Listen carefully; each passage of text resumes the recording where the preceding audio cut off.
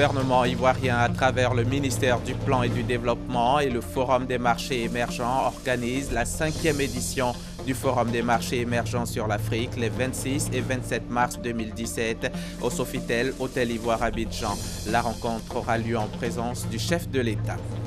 Dans ce journal, nous irons également au Maroc où a eu lieu la 5e édition du FIAD, Forum international Afrique Développement, sur le thème « Les nouveaux modèles de croissance inclusive ». Plus de 13 000 rencontres d'affaires ont été enregistrées au cours du forum. Et puis, l'actualité, c'est aussi la célébration du 10e anniversaire du FEMUA, le Festival des musiques urbaines d'Anoumambo. L'événement a été lancé récemment à Paris, en France, par le groupe Magic System. Voilà pour les titres. Bonjour mesdames et messieurs et merci de nous rejoindre dans ce 13h. Rhumatisme, c'est un terme non spécifique pour désigner un problème médical affectant les articulations et les tissus conjonctifs. L'étude et le traitement de ce genre de troubles sont appelés rhumatologie. Rhumatisme, la situation en Côte d'Ivoire, c'est le sujet du magazine du dimanche. Et pour en parler, nous recevons professeur Edmond Ety, professeur titulaire de rhumatologie, par ailleurs président de la Société ivoirienne de rhumatologie. Bonjour, professeur. Bonjour, monsieur Diaby. Merci d'être venu. On se retrouve dans une demi-heure. Merci. Commençons ce journal par le Forum des marchés émergents qui s'ouvre ce dimanche 26 mars après-midi en présence du chef de l'État, le président Alassane Ouattara. On en parle avec Noël Niagno. L'émergence est un pari sur l'avenir. L'avenir se planifie. Oui, l'avenir se planifie. Et nous devons y croire. L'émergence se construit dans la paix, la sécurité, le dialogue et la cohésion sociale. C'est en 2015, les 28 et 20 mars pour être plus précis, qu'Alassane Ouattara a souligné sa vision de l'émergence à l'occasion de la conférence internationale sur l'émergence en Afrique. Le président n'a pas que souligné sa vision, il a indiqué les exigences de cette émergence. Si nous voulons réussir le pari de l'émergence, nous devons promouvoir l'efficacité de la coopération au développement, à commencer par la coopération sud-sud et la mobilisation des ressources intérieures. Nous devons aussi renforcer le partage des connaissances et des capacités humaines et institutionnelles en vue d'accroître la valeur ajoutée intra-africaine et le progrès technologique, gage d'une amélioration des moteurs de la croissance. Il nous faudra enfin lutter contre le terrorisme, le trafic des êtres humains, en particulier les femmes et les enfants, et le trafic des marchandises illicites. Maintenant que la vision et les contours sont déclinés, il faut démocratiser le concept afin que le corps social l'intègre dans son quotidien. L'émergence, c'est faire en sorte qu'il y ait un bien-être de la population, que chacun se sente en sécurité, comme on l'appelle la sécurité humaine. Ne pas se dire, mais de quoi demain sera fait. Il faut déjà que dans nos têtes, qu'au niveau des citoyens, chacun se sente d'une part responsable des actes qu'il engage, qu'il pose, et que deuxièmement, il sache qu'il est un maillon dans un processus, parce que si vous voulez, cette émergence, elle va arriver parce que nous nous comportons économiquement et socialement de manière responsable et que nous produisons disons que des biens et des services qui permettent au pays d'avancer. Dans cet exercice d'intégration du concept par tous, la presse a un rôle pédagogique déterminant. Nous sommes des acteurs, nous ne sommes plus juste là pour subir les conditions économiques du moment. Donc ça veut dire que la presse doit appuyer ce changement et c'est la presse qui va expliquer, il y a un rôle pédagogique et un rôle qui consiste à montrer les succès qui sont obtenus et c'est tout ça qui va entraîner véritablement le mouvement social. Interroger ce passé récent, analyser les résultats, regarder avec responsabilité les échecs. Ces réflexions vont meubler ce nouveau rendez-vous à Abidjan autour de l'émergence. Le Forum des marchés émergents s'ouvre donc cet après-midi. Sous quels auspices le gouvernement a-t-il placé cette autre édition? Nialé Kaba, la ministre du Plan et du Développement, répond à cette question. On l'écoute. Nous sommes encore des économies avec des taux de croissance démographique relativement élevés, une jeunesse qui, par définition, n'est pas forcément productive et qui presse sur la demande sociale. Et je pense qu'on peut y arriver parce qu'on voit une forte dynamique des Ivoiriens. Tout le monde veut émerger. Je pense que surtout les dirigeants doivent accentuer le dialogue avec la population pour que chacun de nous comprenne que si nous voulons aller de l'avant, nous devons ensemble nous mettre pour construire. La richesse, elle est une, elle se partage. Il y a des arbitrages que nous devons accepter de faire entre le présent et le futur. Et je pense que c'est à ce débat que de plus en plus, nous allons inviter les Ivoiriens pour qu'ensemble, on décide si nous voulons aller à l'émergence, qu'est-ce qu'ensemble nous devons faire pour que la Côte d'Ivoire reste sur la trajectoire de l'émergence. Voilà pour le chapitre Forum des marchés émergents. Donc, une émission spéciale vous sera proposée cet après-midi même sur RTI 1 pour que vous sachiez tout sur ce forum.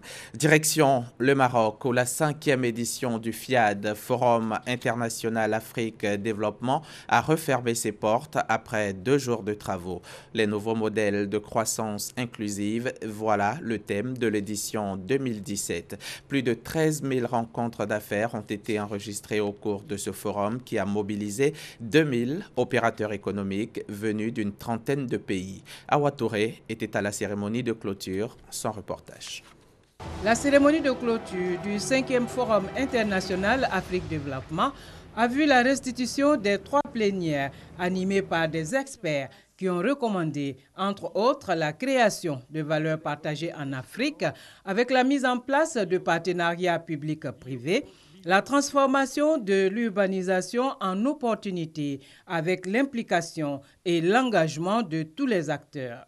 Et surtout, que l'Afrique invente ses propres modèles de développement et d'inclusion financière. Autre temps fort de cette cérémonie de clôture, la remise des prix de la coopération Sud-Sud décernés aux entreprises les plus méritantes. Les 7 finalistes ont été départagés à partir de 2 critères, l'impact social de l'entreprise et l'intégration régionale. 2 entreprises ivoiriennes étaient présentes dans ce top 7, Yeshi Group et Sania, filiale du groupe Sifka.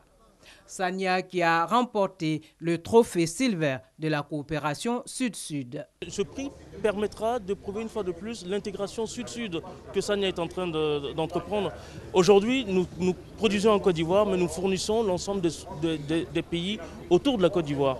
Et bien sûr, ça permettra d'aller plus en avant sur nos ambitions de développement à travers non seulement ça l'Afrique, là où nous sommes, mais bien ailleurs. Les prix Gold et Platinum ont été attribués aux entreprises HTS du Maroc et Lila de Tunisie. Le trophée UEMOA du groupe Attijari Wafa est revenu à Coris Bank. Le FIAD 2017, qui referme ainsi ses portes, a été aussi l'occasion pour 7 pays du continent, au nombre desquels la Côte d'Ivoire, de présenter leurs opportunités d'affaires sur le marché de l'investissement. Organisations patronales, chefs d'entreprise et jeunes entrepreneurs ivoiriens, tous ont pris part à ce rendez-vous. Notre envoyé spécial sur place a tendu son micro à plusieurs personnes présentes au forum. Leur réaction. Nous permettons à nos membres, à nos ressortissants, effectivement, d'avoir des rapports et pour pouvoir développer leurs entreprises et en tout cas renforcer le partenariat qui a été déjà engagé par le chef de l'État et le roi du Maroc. Nous sommes très fiers d'avoir amené une quarantaine de personnes, d'opérateurs économiques ivoiriens, pour venir tisser des liens avec d'autres opérateurs économiques de d'autres pays. Nous sommes également fiers aussi d'avoir une forte délégation du ministère du Tourisme qui est venue pour s'inspirer de l'exemple du tourisme marocain. Et nous sommes aussi fiers dans des prix que les entrepreneurs ivoiriens ont eu. 2 startups ivoiriennes qui ont été primées, Sania qui a eu donc le prix Silver, et nous ne sommes que heureux que cela en fait récompense les efforts que nous faisons. Tout le monde dit que les 25 prochaines années, c'est pour l'Afrique. C'est l'Afrique qui va se développer énormément. Alors la question que tout le monde doit se poser, que tout Africain doit se poser, c'est de savoir si le développement de l'Afrique se fera avec ou sans les Africains. Et pour qu'il se fasse avec les Africains, il faudrait que nous puissions ensemble mettre nos moyens financiers ensemble et investir en Afrique, non seulement en Afrique, mais à l'extérieur. Oui, nous avons eu beaucoup de rencontres. D'abord avec des organisations patronales qui sont intéressées de sceller une collaboration avec la Fédération ivoirienne des petites et moyennes entreprises. Aussi avec des PME de différents pays qui ont manifesté un véritable intérêt pour la Côte d'Ivoire, un véritable intérêt de venir en Côte d'Ivoire et d'investir en Côte d'Ivoire.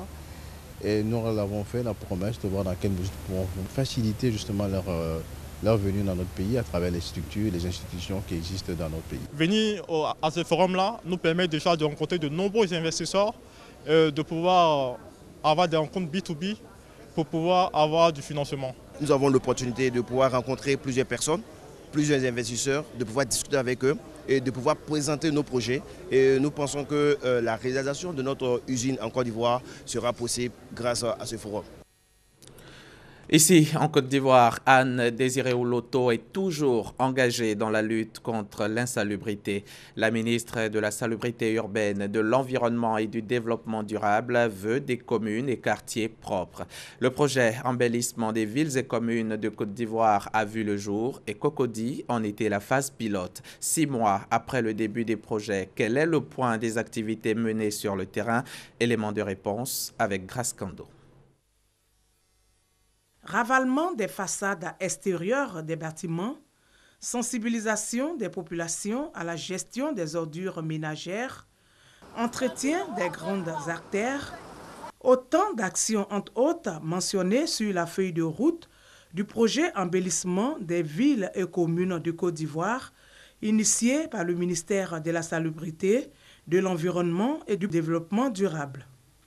Cocody, phase pilote de ce projet, a été divisé en 12 zones.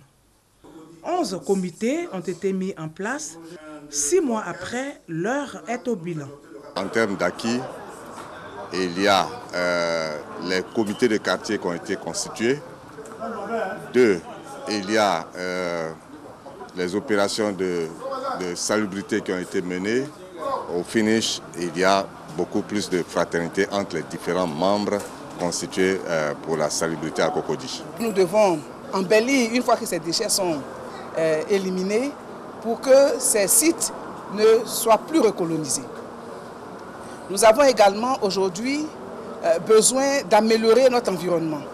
Vous savez, avec cette verdure, les arbres, les plantes, tout cela contribue, n'est-ce pas, à la bonne santé des populations, contribue à leur épanouissement. Le conseil municipal mène plusieurs actions pour donner à la commune de Cocody un visage reluisant. Le conseil municipal a régulièrement payé sa quote-part d'environnement d'environ 500 millions par année à la MACOM pour l'assainissement et le ramassage des ordures de la commune. Nous avons réalisé des parcs et jardins et nous nous employons à entretenir les espaces verts de la commune. Le projet embellissement des villes et communes de Côte d'Ivoire bénéficie de l'appui de l'Agence nationale de salubrité urbaine et le Fonds de financement des programmes de salubrité urbaine. Le forum de haut niveau sur l'énergie a pris fin le week-end dernier. Ce forum a réuni ici à Abidjan plusieurs experts internationaux et régionaux du secteur de l'énergie. Il a permis, premièrement, à chaque État de présenter les plans nationaux, de discuter et de faire une validation. Deuxièmement, de faire le catalogue des investissements des projets qui ont été identifiés pour atteindre les objectifs. Et troisièmement, les modalités de financement de ces projets. Herman Niamia. Selon des récentes études, la capacité d'électricité produite en Afrique est de 114 000 MW pour un peu plus d'1 milliard d'habitants. Une production insuffisante pour satisfaire toute la population. Plus de 640 millions d'Africains n'ont donc pas accès à l'électricité, ce qui correspond à un taux d'accès légèrement supérieur à 40%, le niveau le plus faible du monde. Pour le relever, une action concertée de renforcement des capacités environnementales dans le développement des infrastructures électriques en Afrique est requise. Dans cette dynamique, des responsables hygiène, sécurité et environnement de divers pays africains ont été mis en mission. Ce séminaire n'est que le début d'une marche vers un échange d'expériences actives entre les acteurs qui s'occupent de ce domaine. Parce que quand vous avez le développement agit sur la nature revient vers vous avec d'autres problèmes. Donc il faut harmoniser notre cadre de vie tout en accédant à un développement du secteur. Nous comptons améliorer nos services. Par exemple, lorsque les décideurs ont besoin d'un rapport sur un projet, si ce rapport n'est pas soumis dans les normes, cela retarde le financement et la mise en œuvre du projet. Nous allons mieux nous organiser et renforcer la coopération entre les pays du continent en matière de gestion, des questions d'hygiène, de sécurité et d'environnement en vue de développer nos infrastructures électriques. La transformation durable des ressources en énergie dont regorge l'Afrique passe par la prise en compte des questions d'hygiène, de sécurité et environnementale, selon le directeur général de l'Association des sociétés d'électricité d'Afrique. Une mobilisation de toutes les intelligences est donc nécessaire pour apporter des solutions appropriées. L'institution, le médiateur de la République, a 20 ans d'existence. Après 20 ans, elle demeure méconnue du grand public. Ngolo Coulibaly entend changer les choses. Il a entrepris récemment des initiatives pour mieux faire connaître l'institution qu'il dirige. Un séminaire a été organisé pour faire le bilan des acquis, évaluer les forces et les faiblesses en vue de faire des propositions pour un meilleur fonctionnement de l'institution. Astou Touré. 20 ans après sa création, cette institution demeure encore méconnue des populations. La médiature n'est pas connue des Ivoiriens. On ne sait pas l'objet de la médiature. Donc les Ivoiriens ont besoin de connaître la médiature. Je vois, mais je ne connais pas, je ne sais pas ce qu'ils font vraiment. Non, je vois, je connais leur siège, mais je ne sais pas ce qu'ils font. L'institution Le Médiateur de la République a pour mission la consolidation de la cohésion sociale, la prévention des conflits communautaires, la défense et la promotion des droits de l'enfant. Pour mieux faire connaître l'institution et améliorer son fonctionnement, une rencontre a été organisée sur ses acquis et les perspectives 2017. L'objectif principal de l'atelier étant de faire une étude des forces et faiblesses de chaque service afin de faire des propositions utiles à un meilleur fonctionnement de notre institution. Le médiateur se félicite de la tenue de ce séminaire.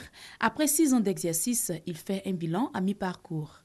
À notre arrivée à la tête de l'institution en juillet 2011, nous nous sommes donc appuyés sur les soubassements construits par le doyen Ekram Mathieu pour monter les murs de notre édifice de médiation en engageant les grandes actions. Somme toute relativement satisfaisants, nous devons nous convaincre que beaucoup reste encore à faire pour assurer la notoriété de notre institution. Cette rencontre bilan s'achèvera par l'élaboration d'un programme annuel d'activité et durera 2 jours avec 41 participants. Reportage signé donc Astou Touré. Les réunions du 3e colloque scientifique des chercheurs sur la culture du café Robusta et la 5e assemblée générale de l'agence des cafés Robusta d'Afrique et de Madagascar, se sont ouvertes mercredi ici à Abidjan. Thème: accroissement de la productivité pour une culture durable en Afrique de l'Ouest et du Centre. Ces assises ont duré 3 jours et elles avaient pour objectif de contribuer à l'émergence de la filière café Robusta au niveau mondial. Astou Touré. La relance du café Robusta en Afrique de l'Ouest et du Centre, au cœur du 3e colloque scientifique des chercheurs sur la culture du café Robusta, couplé de la 5e assemblée générale de l'agence des cafés Robusta d'Afrique et de Madagascar, ACRAM. L'ACRAM vise à promouvoir le café Robusta d'Afrique et de Madagascar et le renforcement de la filière dans les zones de production en vue de l'amélioration des revenus et des conditions de vie des producteurs de café. C'est la recherche qui contribue à améliorer la production du café Robusta.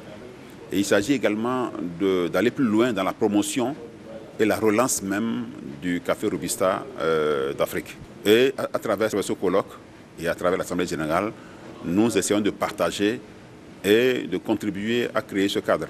Les assises d'Abidjan ont permis de faire l'état des lieux des travaux liés à l'adaptation et à la disponibilité du matériel végétal. Les questions liées aux défis nouveaux de la filière, en l'occurrence le changement climatique, le parasitisme et la sécurité, ont été analysées et des voies de réflexion ont été proposées. En outre, des propositions pour une meilleure collaboration entre les instituts de recherche et de financement, des projets communs ont été identifiés. Environ une centaine d'acteurs de la chaîne de valeur du café Robusta sont venus du Gabon, du Cameroun, du Togo, de la RDC, la Suisse, la France et de la Côte d'Ivoire, pays hôtes. La sécurité routière demeure une préoccupation pour les autorités de Guiglo, à l'ouest de la Côte d'Ivoire. La ville est désormais dotée de feux tricolores à énergie solaire. Ils sont installés à 4 grands carrefours. Ces ouvrages de régulation de la circulation vont certainement contribuer à rendre fluide la circulation, mais surtout à réduire le nombre d'accidents de la route. On en sait plus avec Mamadou Kwasi. Guiglo, localité située dans la région du Cavali, à l'ouest de la Côte d'Ivoire. Depuis plusieurs années, de nombreux accidents de la circulation sont enregistrés dans la ville. Une des raisons, l'absence de feux tricolores. Face à cette situation, les autorités décident donc de réagir. Les premiers feux tricolores sont installés. Des feux de circulation alimentés par l'énergie solaire. Des feux tricolores de dernière génération qui résistent aux coupures d'électricité. Un dispositif de régulation de la circulation attendu par les populations de Guiglo depuis longtemps. Les feux sont arrivés, c'est bon pour la circulation, ça va faire que les accidents vont diminuer parce que les motos sont trop, ils ne connaissent pas les codes de la route, ils roulent comme ils veulent. 4 carrefours importants de la ville de Guiglo vont bénéficier de feux tricolores à énergie solaire. Les populations sont invitées donc à prendre soin de ces ouvrages de sécurité routière. À Jacquesville, les bureaux du Conseil régional des Grands Ponts ont été cambriolés. Le préjudice est évalué à environ 20 millions de francs CFA. Une enquête est ouverte en vue de mettre la main sur les bandits. Teresta Peyoboué. C'est dans la nuit du mercredi 22 au jeudi 23 mars que les locaux du Conseil régional des Grands Ponts ont été cambriolés par des individus armés de pistolets automatiques. Après avoir ligoté les agents de sécurité, témoins de la scène, sous la menace de leurs armes, les malfrats sont répartis avec 33 ordinateurs portables et ordinateurs bureaux, des téléviseurs, du matériel électroménager et un coffre-fort. Le préjudice partiel de ce vol est estimé à environ 20 millions de francs CFA. Alerté, le président du conseil régional, Joseph Gabriel Yassé, et les autorités préfectorales se sont rendus sur les lieux afin de constater les dégâts. Les malfrats, eux, courent toujours. Une enquête est donc ouverte par la police nationale afin de retrouver les auteurs de ce cambriolage. Vous l'avez certainement rectifié, c'était plutôt un reportage d'Éric Goré et Godefroy Okambawa. Un petit mot de religion dans ce journal. Les fidèles catholiques de la paroisse Saint-Joseph de Ndakro à Kounfao ont reçu la visite de l'évêque du diocèse de Bergame en Italie. Monseigneur Francesco Becci a effectué actuellement une tournée. Il rend visite à tous les prêtres issus de son diocèse pour s'imprégner de leur réalité de travail. Il a échangé avec les fidèles chrétiens de la paroisse Saint-Joseph sur la promotion des valeurs religieuses pour la paix dans le monde. Une messe d'action de grâce à l'honneur du Tout-Puissant pour la paix en Côte d'Ivoire. Les fidèles catholiques de la paroisse Saint-Joseph de Ndaokro, village situé dans le département de Kounfao, expriment leur gratitude au Seigneur pour ses bienfaits sur leur village. Pour cette occasion, ils ont reçu la visite de Monseigneur Francesco Becci, évêque du diocèse de Bergame en Italie. Il est venu prier et échanger avec les fidèles chrétiens sur la promotion des valeurs religieuses pour la paix dans le monde. Dans son homélie, l'évêque du diocèse de Bergame a appelé les fidèles à placer l'Église au centre de toutes les initiatives. Monseigneur Francesco Becci a invité les fidèles catholiques à s'inspirer de la foi de Jésus-Christ. En ces temps de carême, il souhaite que le chrétien efface le mal de son cœur pour cultiver l'amour du prochain. Cette visite dans le village de Ndaokro s'inscrit dans le cadre d'une tournée de Monseigneur Francesco Becci à tous les prêtres italiens et ivoiriens issus du diocèse de Bergame. Il veut s'imprégner de leur réalité de travailler surtout, s'assurer du bon suivi des âmes à eux confiées. C'était un reportage de Mamadou Kwasi. La convergence dans la gestion des médias méthodistes, fer de lance de la vision. Voilà le thème autour duquel les communicants de l'Église méthodiste unie Côte d'Ivoire se sont retrouvés à Grand Bassam. Le témoignage de Issa Chonan-Yeo. Parler d'une seule voix, et faire de la communication le fer de lance de l'Église méthodiste unie Côte d'Ivoire, EMUCI. C'est la mission que se sont assignés les comités de communication de l'Église. Pour peaufiner leur stratégie, ils se sont retrouvés à Grand Bassam pour traduire la politique du bishop Benjamin Boni sur la question. Nous avons eu l'idée d'organiser le séminaire national des communicateurs pour mettre les communicateurs ensemble afin de réfléchir aux défis de l'Église, la partition de l'Église dans le développement de la Côte d'Ivoire. Plusieurs orateurs ont réfléchi sur le thème « La convergence dans la gestion des médias méthodistes, faire des lances de la vision missionnaire » afin d'éclairer davantage les fidèles. L'Église parle de réduire la pauvreté et donc il était important que les communicateurs qui amplifient le message, la vision, les priorités de l'Église puissent eux aussi être des créateurs de richesses. Dans le déroulé de nos cultes, nous avons un moment où nous donnons les nouvelles de l'Église. Et il est important que les responsables ou les présentateurs de ce moment d'annonce puissent acquérir les techniques de l'écriture journalistique afin de pouvoir être plus précis et concis. Des professionnels de la communication tels que Régine Talmas-Taïro, Didi Akwa, directrice de la radio méthodiste, et le professeur Anderson Apia ont partagé leurs expériences et instruit les communicateurs de l'EMUCI.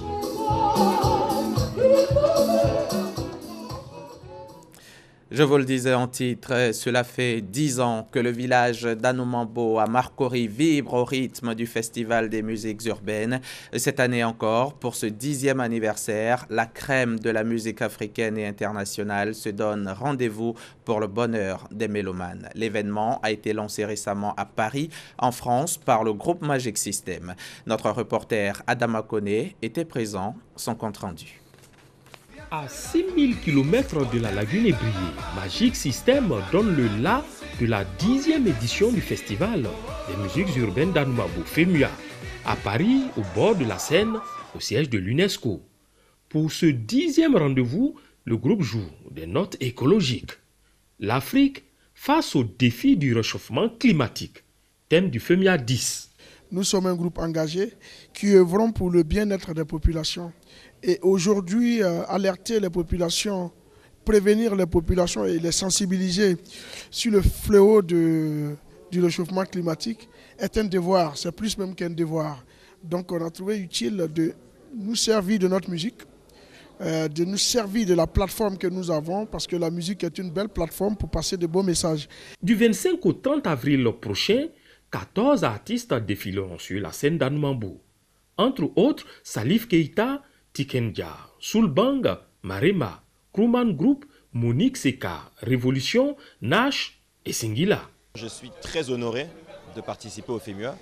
Ça fait plusieurs années maintenant que j'envie les autres artistes qui sont invités. Donc quand Salif m'a proposé de participer, automatiquement j'ai accepté. Le FEMUA aujourd'hui est un bel exemple de promotion touristique. Et pourquoi pas un produit d'appel touristique. Ce qui est important, c'est le tourisme culturel. C'est-à-dire aujourd'hui, quand on regarde Magic System, on vend quelque chose de notre culture aux autres. Mais ce qui est important pour nous, c'est la spécificité de la Côte d'Ivoire. Qu'est-ce qui fait qu'on devient une destination attractive? Ce sont des événements, ce sont des manifestations. Ce sont des concerts. Cette année, les notes musicales du FEMUA s'étendront à la ville d'Adiaké, où presteront les artistes. Et 2 localités percevront les échos sociaux du festival. Le village de Baïkou-Bassi à Gagnoa et la ville d'Odiéné, où seront construites les 2 écoles primaires. Et sachez que l'année 2017 marque aussi le 20e anniversaire du groupe Magic System qui a décidé de célébrer l'événement en effectuant une tournée africaine. Au chapitre santé de ce journal, intéressons-nous à la lutte contre la tuberculose en Côte d'Ivoire qui connaît des avancées notables. Le nombre des infrastructures sanitaires adéquates est en hausse et le nombre des malades dépistés a considérablement baissé depuis quelques années. Ces avancées sont à mettre à l'actif des efforts conjoints de l'État et des ONG qui entendent éradiquer la pandémie avant 2035. Malika Koulibaly. 21 675 cas de tuberculose recensés pour l'année 2016. Ce chiffre donne une idée de la gravité de cette maladie en Côte d'Ivoire. Cependant, comparé aux années précédentes, on peut dire que la situation a positivement évolué. De 2012 à 2015, la moyenne de tuberculeux était de 23 000. De réels progrès réalisés grâce aux efforts consentis par l'État ivoirien, notamment l'augmentation des centres adéquats de traitement et des diagnostics de la tuberculose. Le site de prise en charge, on dit qu'il est fonctionnel quand nous avons un espace où on peut mener les activités de lutte contre la tuberculose, où le personnel est formé, où nous avons mis à la disposition de ce site les outils nécessaires de gestion de la maladie et où nous avons les médicaments. Une fois le site est ouvert, nous procédons donc à la notification des cas de tuberculose. Au total, 25 centres antituberculeux, 246 centres de diagnostic et de traitement intégrés et 3 services de PPH ont été mis au service de la lutte. Une lutte renforcée par l'action des communautaires, la sensibilisation des transporteurs, par exemple. Lorsque des clients sont malades, des passagers sont malades, ils peuvent exposer le transporteur à l'infection de la tuberculose. Et également, lorsque le transporteur est lui-même porteur de la tuberculose, il peut exposer les clients. Avec les officines privées et les personnels de santé qui exercent dans les environs de la gare routière d'Adjamé, zone déclarée à risque également. La tuberculose est encore considérée comme une maladie avilissante et le nombre de perdus de vue dû à la stigmatisation est un obstacle sur la route de l'éradication de cette pandémie. La parade trouvée par le PNLP, le Programme national de lutte contre la tuberculose et ses partenaires, promouvoir les droits et les devoirs des patients tuberculeux. Des droits et devoirs consignés dans cette charte, dite la charte des patients pour des soins antituberculeux. Un malade doit savoir ce dont il a droit, quelle que soit la structure dans laquelle elle doit partir, ce dont elle a droit et ce dont elle n'a pas droit. Et quels sont aussi ses devoirs. Et donc, c'est une charte qui a été définie par l'OMS et dont on doit faire la promotion au niveau du programme des pays. Pour nous, il s'agit d'abord de donner l'information aux ONG qui luttent contre la tuberculose, qu'elles puissent comprendre la charte qui contient les droits et devoirs des patients tuberculeux, afin que dans leur travail quotidien d'accompagnement et de soutien aux personnes touchées par la tuberculose, qu'elles puissent leur donner ces informations. La lutte contre la tuberculose en Côte d'Ivoire avance, mais il faut une plus grande mobilisation des acteurs sur le terrain, d'où le thème de la Journée mondiale 2017, s'unir pour mettre fin à la tuberculose.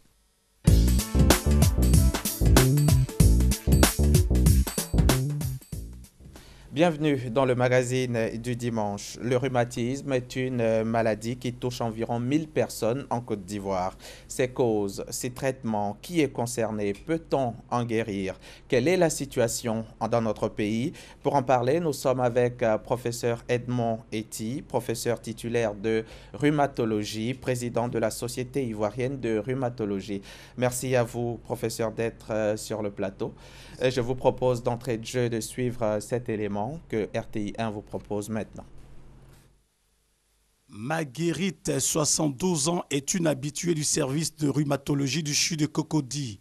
Elle souffre de douleurs répétées au dos, aux reins et aussi aux pieds, ce qui constitue une entrave à son épanouissement et à son bien-être.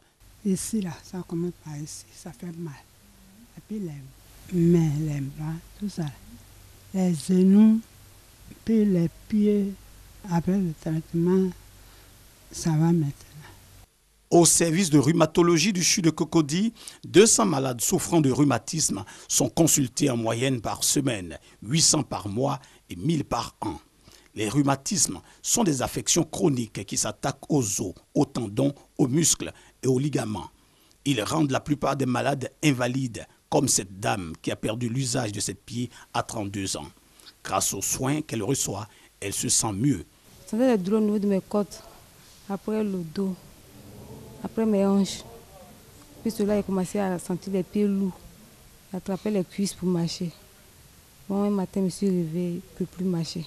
Bon, il sent les douleurs, mais quand je prends les médicaments, ça va. Il y a différentes formes de rhumatisme. Parmi elles, l'arthrose, appelée aussi usure de cartilage, et l'arthrite sont les plus fréquentes. Cette affection peut survenir à tout âge et n'est pas forcément liée à la vieillesse. Les rhumatismes affectent un adulte sur 4 et constituent la première cause de handicap après 40 ans. Ses conséquences sont multiples. On aura donc des difficultés à marcher du fait de la douleur. Et pour ce qui concerne les rhumatismes inflammatoires, les conséquences peuvent être mortelles. Pour mieux faire face à cette maladie, une prise en charge et un traitement sont impératifs. La prise en charge, pour ce qui concerne la douleur, va se faire avec les antalgiques de différents niveaux. De niveau 1 pour les douleurs de faible intensité, de niveau 2 pour les douleurs de moyenne intensité et de niveau 3 pour les douleurs de forte intensité. Vu le coût élevé du traitement selon les spécialistes, la prévention reste le moyen le plus efficace pour lutter contre les rhumatismes. En Côte d'Ivoire, près de 9 000 à 10 000 personnes consultent pour une affection rhumatismale. Le pays compte 15 rhumatologues et 2 centres de rhumatologie. Ils sont situés au sein des CHU de Cocody et le CHR de Boaké. Alors, merci. Professeur, voilà, on a vu l'élément, on a assez bien compris. Maintenant, vous êtes sur ce plateau pour nous faciliter donc cette compréhension. Qu'est-ce que le rhumatisme, déjà, pour commencer? Bien, je vous remercie. Le rhumatisme vient d'un terme grec, rheuma, qui signifie humeur. C'est un terme qui a été déjà utilisé par Hippocrate, 400 ans avant Jésus-Christ. C'est une humeur, c'est-à-dire quelque chose qui coule. Donc, les anciens pensaient que c'était une maladie qui naissait dans le cerveau et qui coulait dans le sang et qui s'égouttait comme un poison dans les articulations. Mais bien entendu, les choses ont beaucoup évolué. Et aujourd'hui, on qualifie de rhumatisme un ensemble de maladies médicales qui touchent les articulations, les tendons, les ligaments et les os. Et les rhumatismes touchent aussi bien les membres, que ce soit les membres supérieurs ou les membres inférieurs, mais également la colonne vertébrale, encore appelée le rachis. Et donc nous préférons, comme le terme de rhumatisme est assez flou, avec des contours pas très clairs, le terme de maladie ostéo-articulaire. Mais nous allons employer quand même le terme de rhumatisme, puisque c'est le terme consacré par la population. Alors, s'il y en a, quel est le type de rhumatisme qui ne touche pas aux articulations? Eh bien, pour en parler, je pense qu'il est important de dire ce que composent les rhumatismes. C'est en réalité, comme je le disais, c'est un terme qui est très vague. Et quand on parle de rhumatisme, ça comprend une centaine de maladies. Et dedans, il y en a donc tous les types, selon la gravité, selon l'âge de survenue. Et donc, nous dirons par exemple que dans le groupe des rhumatismes, on distingue l'arthrose, dont tout le monde a entendu parler. Mais il y a également tout ce qui est polyarthrite, nous en reparlerons. Il y a les lombalgies, par exemple. Donc, c'est extrêmement fréquent. Je pense qu'au moins 80% de la population en souffre ou en souffrira. De lombalgie. De lombalgie. Et comment ça se manifeste, la lombalgie? Les lombalgies, donc, c'est ce que le commun des mortels appelle les maux de rein. Donc, qui est une appellation qui est très impropre, parce qu'en réalité, ce ne sont pas les reins qui ont un problème. Donc, ce sont des douleurs lombaires qui surviennent à tout âge, aussi bien chez le jeune, chez l'adolescent que chez le sujet âgé. Et comme je l'ai dit, près de 80% de la population en souffre ou en souffrira. Et d'ailleurs, cette maladie a été qualifiée de maladie du siècle par l'OMS dans les années 2000. Ça vous dire un peu l'importance du problème. Et parmi les rhumatismes aussi, on peut parler des infections. Les infections qui donnent également des atteintes ostéo-articulaires. Et dans ce groupe d'infections, il faut faire une part particulière pour la tuberculose, qui peut se greffer sur l'os et qui donne des rhumatismes donc infectieux assez graves. Alors, professeur, cela a été dit dans l'élément, le rhumatisme, ce n'est pas l'apanage de la vieillesse. Est-ce à dire qu'à tout âge, 3 ans, 10 ans, 15 ans, à tout âge, on peut être rhumatique?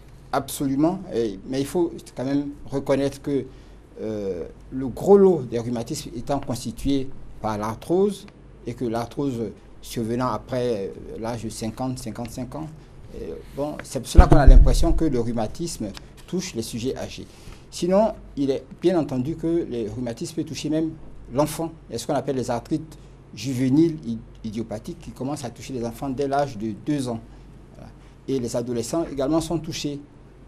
Et en même temps qu'on parle de l'âge, il faut parler du sexe. Hein. Selon les types de rhumatisme, soit c'est la femme qui est plus touchée que l'homme. Pas par le rhumatisme. Oui, quand on parle par exemple d'un rhumatisme comme la polyarthrite rhumatoïde, qui est un rhumatisme assez grave, qui déforme les articulations, eh bien ce rhumatisme concerne beaucoup plus la femme. Et quand on parle d'un rhumatisme comme la goutte, c'est plutôt l'homme. Et qu'est-ce qui explique cela? Pourquoi c'est la femme qui est plus sujette à ce... Bien, c'est pas toujours qu'on arrive à dire les explications, mais ce qui est certain, c'est qu'il y a une participation hormonale, hein, les hormones qui entrent en ligne de compte. Parfois, c'est l'excès d'activité, donc selon qu'on a affaire à un homme ou à une femme, on peut avoir une participation hormonale plus importante ou un excès d'activité, mais ce n'est pas toujours qu'on arrive à dire clairement pourquoi l'homme ou la femme est plus touché. Ce n'est pas toujours. D'accord. Et quel est le type de rhumatisme le plus handicapant, par exemple? Bien, pour parler des rhumatismes les plus handicapants, je pense que c'est tout le groupe de ce qu'on appelle les polyarthrites, les rhumatismes avec inflammation. Ce sont des rhumatismes qui évoluent sur des années, qui s'accompagnent de certains signes tels que la fièvre, tels que l'amaigrissement, qui dérangent la nuit. Les personnes n'arrivent pas à dormir la nuit. Et qui sont dégénératifs? Non, qui sont inflammatoires. Voilà, qui sont inflammatoires et qui finissent par déformer les articulations. Et ce qu'il y a de plus grave dans ce groupe de rhumatismes, c'est que ces rhumatismes peuvent toucher les organes dits nobles du corps, c'est-à-dire qu'ils peuvent toucher, par exemple, les poumons, ils peuvent toucher les reins et conduire, par exemple, à une insuffisance rénale qui peut être mortelle. Tout à l'heure, dans l'élément, ça a été dit que ces rhumatismes peuvent être mortels, justement, en touchant certains organes nobles. Donc ça, c'est le groupe des rhumatismes inflammatoires qui s'accompagnent de polyarthrite. Polyarthrite, ça veut dire plusieurs atteintes articulaires avec des signes d'inflammation, des articulations qui deviennent gonflées, qui deviennent douloureuses, qui deviennent chaudes. C'est ça les polyarthrites. Et est-ce que c'est les plus fréquents, les plus handicapants, d'accord, et les plus fréquents? Fort heureusement, elles ne sont pas les plus fréquentes. Elles ne représentent qu'au maximum 3% du groupe des rhumatismes. Voilà. Mais comme elles sont suffisamment graves pour qu'on en prenne soin quand même. Le groupe le plus fréquent, c'est les rhumatismes dits dégénératifs. Et donc, ceux-là sont très fréquents, mais ils créent beaucoup plus de problèmes d'incapacité, de douleur et d'incapacité, mais on arrive rarement jusqu'à la mort quand même avec ce groupe de rhumatisme. Est-ce qu'il y a suffisamment de médecins spécialistes en rhumatologie? Non, malheureusement. Pour une population de 22 millions d'habitants, l'élément nous le disait tout à l'heure, il n'y a qu'une quinzaine, donc 17 rhumatologues. Vous voyez que c'est fort, c'est très insuffisant. Et donc, justement, nous sommes obligés de faire de la formation des médecins généralistes pour les amener à acquérir les mécanismes de prise en charge des patients de rhumatologie. Ainsi, par exemple, au mois de juin, on a un congrès à Yamoussoukro qui est ouvert donc aux médecins.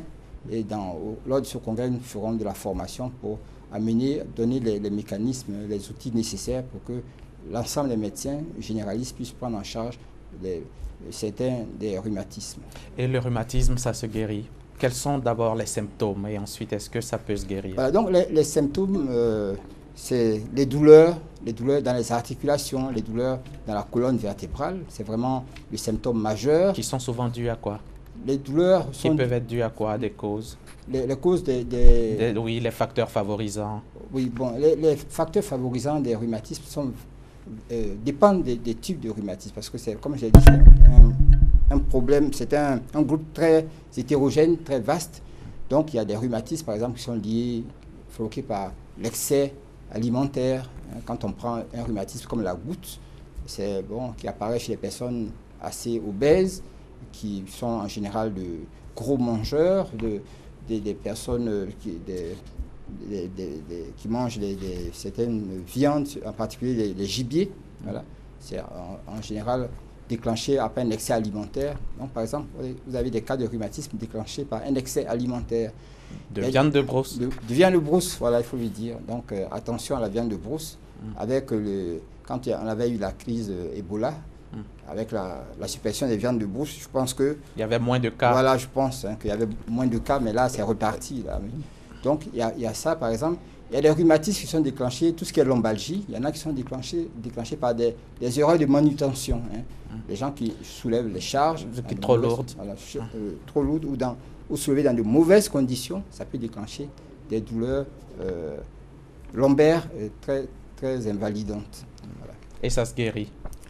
Bien, toujours le même problème, ça dépend du type de rhumatisme. Il y a des rhumatismes, par exemple, qui sont liés aux infections. J'en ai parlé tantôt, à la tuberculose, qu'on peut guérir tout à fait, sans problème. Il y en a d'autres qu'on a du mal à guérir. Avant de terminer, est-ce que le rhumatisme est héréditaire, en une phrase? Bien, disons qu'il y a un terrain héréditaire pour certains rhumatismes, pas tous. Voilà. Un terrain héréditaire. Merci beaucoup. Merci, professeur. Merci beaucoup, donc, professeur, d'avoir répondu à notre invitation. Quant à vous, je vous dis merci. Merci de nous avoir suivis. Merci de votre attention. Très bon dimanche sur RTI.